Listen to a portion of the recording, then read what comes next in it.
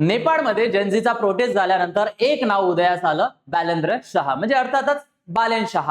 आणि हेच बालेन शाह मग नेपाळचे सर्वात तरुण प्राईम मिनिस्टर ठरले. तेव्हापासून सतत ते आपल्याला चर्चेत दिसतात. सध्या ते चर्चेत आहे एका वेगळ्याच कारणामुळे. त्यांनी नेपाळच्या संसदेमध्ये एक महत्वाचं आणि एक आगळं वेगळं स्टेटमेंट केलेलं आहे. हे स्टेटमेंट नेमकं काय आहे, या विधानामुळे त्यांना स्वतःच्या देशातच टीकेला सामोरं जावं लागतं आहे. आणि भारत आणि नेपाळचा सीमावाद काय, या सर्व प्रकरणाची चर्चा आपण या व्हिडिओच्या माध्यमातून करणार आहोत आणि हा अतिशय महत्वाचा टॉपिक समजून घेणार आहोत. So hello friends, welcome to all. मी प्रतीक कुमार स्वागत करतो तुम्हा सर्वांचं पुन्हा एकदा एवनायसच्या युट्यूब प्लॅटफॉर्म वरती. नेपाळने भारताची जमीन व्यापली, खरंच व्यापली आहे का? आणि स्वतःच्या देशातच या पीएम वर, या प्राईम मिनिस्टरवर, बालेन शाहवर टीका झालेली आहे, हे सुद्धा आपण जाणून घेणार आहोत. पण तत्पूर्वी तुम्ही जर राज्यसेवेसाठी तयारी करत असाल तर उत्तर लेखन झिरो टू हिरो हे पुस्तक अतिशय महत्वाचं आहे. मार्केटमध्ये अवेलेबल आहे, तुम्ही निश्चितच खरेदी करून घेऊ शकता.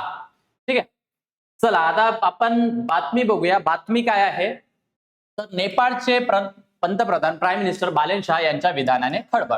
आता नेमकं काय घडलं बघा. मार्च 2026 मध्ये नेपाळमध्ये निवडणुका झालेल्या होत्या जनजीचा प्रोटेस्ट झाल्यानंतर, आणि तिथे मग ते 35 वर्षीय बालेन शाह नेपाळचे सर्वात तरुण प्राईम मिनिस्टर बनले, जसं की मी तुम्हाला सांगितलं. आणि 31 मे 2026 रोजी संसदेमध्ये प्रथम भाषणादरम्यान त्यांनी काय केलेलं आहे, भारत नेपाळ सीमा वादावर काय त्यांनी आपलं वक्तव्य केलेलं आहे. आणि ते वक्तव्य मग काय होतं तर बघा, बालेन शाह यांनी दावा केलेला आहे. हा दावा काय आहे तर फक्त भारताने नेपाळची जमीन बळकावली नाही. आता भारताने नेपाळची कुठली जमीन बळकावली हे सुद्धा मी तुम्हाला सांगणार आहे, आणि खरंच बळकावलेली आहे का हे सुद्धा तुम्हाला समजणार आहे. बघा, फक्त भारताने नेपाळची जमीन बळकावली नाही तर नेपाळनेही काही ठिकाणी भारताची जमीन व्यापलेली आहे. आणि मग नेपाळ नावाचा देश जर आपल्या भारताची जमीन व्यापण्याचा दावा करत असेल तर हे म्हणजे काय म्हणतात, एक महत्वाचं विधान त्यामध्ये दिसून येतं. आणि मग अशातच जे जिओपॉलिटिकल कन्सर्न त्या ठिकाणी उभा होतो. ठीक आहे, सो दोन्ही देशांदरम्यान मग नेमका हा वाद काय हे सुद्धा आपल्याला बघणं अपेक्षित आहे. मग आता त्यांनी हे जे विधान केलेलं आहे तर नेपाळमध्ये एवढा वाद का झालेला आहे आणि नेपाळमधून काय प्रतिक्रिया आलेल्या आहे हे सुद्धा आपण बघून घेऊया. बघा, विरोधकांची प्रतिक्रिया काय आहे तर विधानासाठी तुम्ही जे विधान केलेलं आहे त्यासाठी पुरावे मागण्यात आलेले आहे की कुठल्या पुराव्यावर तुम्ही हे विधान केलेलं आहे. संसदेच्या नोंदीमधून हे विधान हटवण्याची सुद्धा मागणी केलेली आहे. म्हणजे तुम्ही अशा कुठल्याही पद्धतीनं काही बोलू शकत नाही. आणि मग तिथल्या प्राईम मिनिस्टरनी माफी मागावी अशी सुद्धा मागणी केलेली आहे. माजी उपपंतप्रधान कोण, कमल थापा नेपाळचे, यांनी म्हटलेलं आहे की नेपाळने भारताची जमीन जर व्यापली असेल तर ती परत द्यावी, कारण नेपाळ आणि भारताचे संबंध हे खूप महत्वाचे आहे, नेपाळच्या दृष्टीने सुद्धा आणि भारताच्या दृष्टीने सुद्धा. आणि नेपाळी काँग्रेस पक्षाने काय म्हटलेलं आहे की हे गंभीर आणि आक्षेपार्ह विधान आहे. त्या ठिकाणी त्यांना प्रोटेस्टला सुद्धा सामोरं जावं लागलं. ठीक आहे, सो या पद्धतीची प्रतिक्रिया नेपाळमधून आलेली आहे. आता आपल्यासाठी मुख्य काय आहे की हा नेमका वाद काय आहे आणि नेपाळची बॉर्डर जी आहे ती भारतातल्या कुठल्या कुठल्या राज्यासोबत शेअर होते हे सुद्धा आपण एकदा बघून घेऊया. तर बघा, इथे तुम्हाला नेपाळ दिसतो रेड कलर मध्ये. ठीक आहे, यावर प्रश्न सुद्धा विचारले जातात. बघा, इथे हे आपलं राज्य आहे उत्तराखंड. इकडे खालच्या दिशेने जर बघितलं तर उत्तर प्रदेश दिसून येतो. इथे आपल्याला बिहार हे राज्य आहे ज्यासोबत नेपाळची बॉर्डर शेअर होते. त्यानंतर इकडे एक राज्य दिसतं आपल्याला सिक्कीम, आणि हे जे हा जो पोर्शन इकडला दिसतो ते आहे पश्चिम बंगाल किंवा वेस्ट बेंगॉल. आता यामध्ये सर्वात महत्वाचं काय तर हा जो चायनाचा भाग आहे, तिबेटचा जो रिजन आहे, हा जो भाग दिसतो. ठीक आहे, सो हा सुद्धा एक आपल्या भारताच्या दृष्टीने महत्वाचा आहे. आणि यामध्ये इथं हा सगळा नेपाळ दिसून येतो. ठीक आहे, सो हे मी तुम्हाला याकरिता दाखवलं की पुढे वाद काय आहे तुम्हाला लोकेशन वरून तो लक्षात येईल. ठीक आहे, हा मॅप लक्षात आले असेल तर आपण पुढे जाऊया. आता पुढे बघा, नेमका भारत नेपाळ सीमावाद आणि यातला मूळ प्रश्न काय आहे, हा वाद कसा सुरू होतो आणि कुठून सुरू होतो. सो या ठिकाणी 3 महत्वाची ठिकाणं आपल्याला लक्षात ठेवावी लागतील. आता हे एक आहे लिंपेयाधुरा, दुसरा काय म्हणता येईल महत्वाचा भाग आहे कालापानी, आणि तिसरा जो आहे हा ही लिपुलेख पास म्हणजे लिपुलेख खिंड. ठीक आहे, सो हे 3 महत्वाचे ठिकाण आहे. हा भारत आहे आणि हे भारतातले जे राज्य आहे उत्तराखंड, सो हा उत्तराखंडचा भाग आहे, हा जो पिवळा एरिया तुम्हाला दिसतो.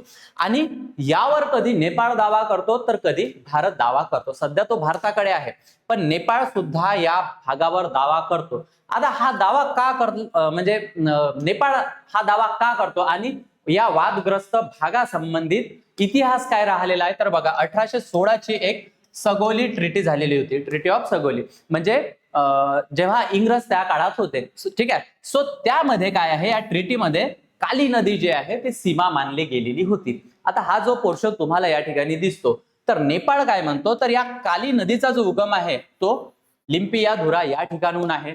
त्यामुळे हा जो इकडला भाग आहे हा सगळा नेपाळच्या अंडरमध्ये यायला पाहिजे, म्हणून नेपाळ या ठिकाणी दावा करतो. पण भारताचं म्हणणं काय तर भारताचं म्हणणं आहे की काली नदीचा उगम जो आहे तो या ठिकाणून होतो कालापानी म्हणून, कालापानी मधून. सो त्यामुळे हा जो रिजन आहे हा भारताच्या अंडरमध्ये येतो आणि त्याच अनुषंगाने हा भारताचा दावा आहे. नेमका हाच वाद या 3 ठिकाणी आपल्याला दिसून येतो, कालापानी, लिपुलेख आणि लिम्पियाधुरा. यावर प्रश्न सुद्धा विचारले जातात, लिपुलेख खिंड वगैरे कुठे आहे, काय आहे, येते लक्षामध्ये. सो आय होप की तुमच्या लक्षात हा डिस्प्यूट आलेला असेल. आता भारतासाठी याचं महत्व काय आहे, दावा का केला जातो, जसं मी तुम्हाला सांगितलं की या भागामध्ये चायना आहे. मी तुम्हाला इथे या मॅप मध्ये दाखवलेलं होतं, एकदा बघून घ्या. या भागामध्ये चायना आहे, जो तिबेटचा रिजन आहे, ठीक आहे. पुढे बघा. सो यामुळे काय होतं की त्या ठिकाणी तिबेटियन रिजन मध्ये कैलास मानसरोवरचं जे ठिकाण आहे, जिथे अनेक प्रवासी, अनेक यात्रेकरू त्या ठिकाणी जातात, ठीक आहे. सो यासाठीचा महत्वाचा मार्ग आपल्याला या ठिकाणून दिसून येतो, जी हे लिपुलेख पास आहे. या मार्गाने सुद्धा कुठे मानसरोवर यात्रा आपल्याला करता येते. आणि त्यानंतर काय की चीन सीमेवरील हे सामरिक स्थान आहे, म्हणजे जसं इथं चायना आहे सर, सो चायना जर तिथून काही कुरघोड्या करत असेल, सो त्या अनुषंगाने भारतासाठी खूप महत्वाचा तो रिजन ठरतो आणि इथे भारताचा दावा असणं हे खूप जास्त महत्वाचं भारतीय दृष्टिकोनातून आहे. आणि त्यानंतर राष्ट्रीय सुरक्षा, ठीक आहे. ज्या इंटरनॅशनल बॉर्डर शेअर होतात, सो ऑफकोर्स तिथे राष्ट्रीय सुरक्षा आपल्यासाठी महत्वाची असते आणि म्हणून असे महत्वाच्या ठिकाणावर आपला होल्ड असणं महत्वाचं आहे, ठीक आहे. आता पुढे बघा, मग या प्राईम मिनिस्टरने जो दावा केलेला आहे, सो खरंच मग नेपाळने भारताची जमीन व्यापली आहे का, हा महत्वाचा प्रश्न त्या ठिकाणी आपल्याला दिसून येतो.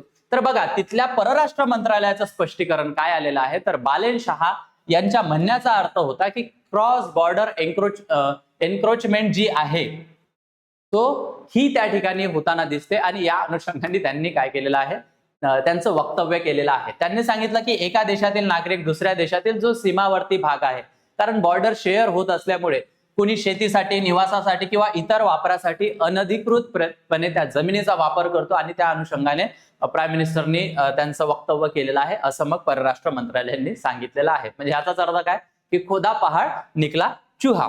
सो मग महत्वाचं काय तर हा राज्यस्तरीय कब्जा नसून स्थानिक पातळीवरील अतिक्रमण आहे, असं त्यांच्या विधानातून सांगण्यात आलेलं आहे. सो असं स्पष्टीकरण मग नेपाळने दिलेलं आहे. सध्या हा जो पोर्शन आहे, जो मी तुम्हाला वादग्रस्त भाग दाखवला, तो आपल्या भारताच्याच अंडरमध्ये आहे. आता बघा, हा जो भारत नेपाळ सीमावाद आहे, मग याची टाइमलाईन काय राहिलेली आहे, हा वाद कसा अस्तित्वात आलेला होता तर 1816 मध्ये जे मी तुम्हाला सांगितलं, इंग्रज असताना सुगोली ट्रिटी जी झालेली होती, तो जो तह झाला होता काली नदीला घेऊन, म्हणजे त्याच्या बॉर्डरला घेऊन, येते लक्षामध्ये. सो त्यामुळे हा जो डिस्प्युटेड पोर्शन आहे तो आपल्याला त्या ठिकाणी दिसून येत होता. सो त्यामध्ये बॉर्डर जी आहे ती, म्हणजे काली नदीचा जो उगम आहे तो त्यामध्ये सांगण्यात आलेला नव्हता आणि म्हणून तो वाद समोर पेटत गेलेला. 1862 मध्ये तुम्हाला माहित आहे की भारत चीनचं युद्ध झालं आणि त्या युद्धानंतर कालापानी जी जागा आहे त्या ठिकाणी भारताची उपस्थिती त्या ठिकाणी दिसून येते. 2015 मध्ये काय झालेलं होतं, भारत आणि चीन यांनी एक लिपुलेख करार केलेला होता. तुम्हाला या इमेज मध्ये जे दाखवलेलं आहे, कुठे आहे लिपुलेख, हा ही जी लिपुलेख पास आहे, सो हा पूर्ण हिमालयाचा पट्टा येतो, त्यामुळे ज्या काही खिंड आहेत त्या अतिशय महत्वाच्या असतात. सो याच अनुषंगाने भारत आणि चायनाने काय केलेलं होतं तर एक करार केलेला होता, ज्या मार्गाने भारत आणि चायनाचा व्यापार होत होता.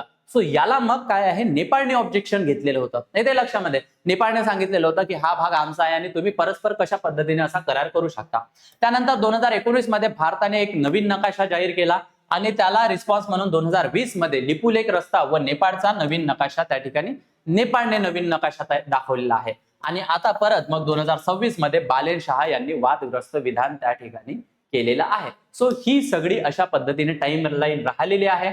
आणि अर्थातच मग हा भारत नेपाळचा वाद काय आहे, बालेन शहानी हे स्टेटमेंट काय केलेलं आहे. आय होप की हा टॉपिक तुमच्या लक्षात एकदम व्यवस्थितरित्या आलेला असेल. तुमचं यावर काय म्हणणं आहे, व्हॉट डू यू थिंक, हे तुम्ही मला कॉमेंट सेक्शन मध्ये सांगायचं आहे. आणि एक प्रश्न तुमच्यासाठी ठेवलेला आहे, प्रश्न वाचून घ्यायचा आहे, त्याचं ऑप्शन्स बघून उत्तर मला कॉमेंट सेक्शन मध्ये द्यायला विसरायचं नाही. आणि तुम्ही जर राज्यसभेसाठी तयारी करत असाल तर समर्पण नावाची बॅच आम्ही लॉन्च केलेली आहे. युट्यूबवर त्याचे सेशन सुरू झालेले आहे. 29,999 रुपये इतक्या माफक दरात ही बॅच तुमच्यासाठी अवेलेबल आहे. लाईव्ह प्लस रेकॉर्डेड स्वरूपाची बॅच असणार आहे. प्रिलिम्स प्लस मेन्स दोन्ही यामधून कव्हर होणार आहे. सर्वात महत्वाचं म्हणजे जोपर्यंत तुमचं सिलेक्शन नाही तोपर्यंत या बॅचची व्हॅलिडिटी तुमच्याकडे असणार आहे, life time validity. Basic to advance NCERT coverage, PYQ analysis, answer writing practice, study notes, test plus 1-to-1 mentorship सुद्धा तुम्हाला यामध्ये अवेलेबल असणार आहे. तुम्हाला काय करायचं आहे, माझा कुपन कोड यूज करायचा आहे प्रतीक सर म्हणून, आणि या बॅचवर भरघोस डिस्काउंट मिळवायचं आहे. मी माझा नंबर तुमच्याशी शेअर करत आहे. तुम्हाला जर काही क्वेरीज असेल, तुम्हाला जर काही गायडन्स हवं असेल, निसंकोचपणे मला तुम्ही कॉन्टॅक्ट करू शकता. एव्हानॅसचं ऍप्लिकेशन डाउनलोड करायला विसरायचं नाही. ऍप स्टोर आणि गुगल प्ले स्टोअरला अवेलेबल आहे, ज्यामध्ये I notes, insight, set books, current affairs, mind map, syllabus, quiz, बऱ्याचशा गोष्टी आहेत. हा QR कोड स्कॅन करायचा आहे, एव्हानॅसच्या टेलिग्राम चॅनलला जॉईन करायचं आहे. तिथे तुम्हाला सगळ्या नोट्स अवेलेबल होतील. अधिक माहितीसाठी मी तुम्हाला ऑफिशियल नंबर आणि वेबसाईट सुद्धा देत आहे. तुम्ही निश्चितच तिथे व्हिजिट करू शकता. आय होप हा टॉपिक तुम्हाला आवडला असेल. तुम्हाला कसा वाटला मला कॉमेंट सेक्शन मध्ये सांगा. पुन्हा भेटूया एका नवीन टॉपिक सोबत लवकरच. थँक्यू.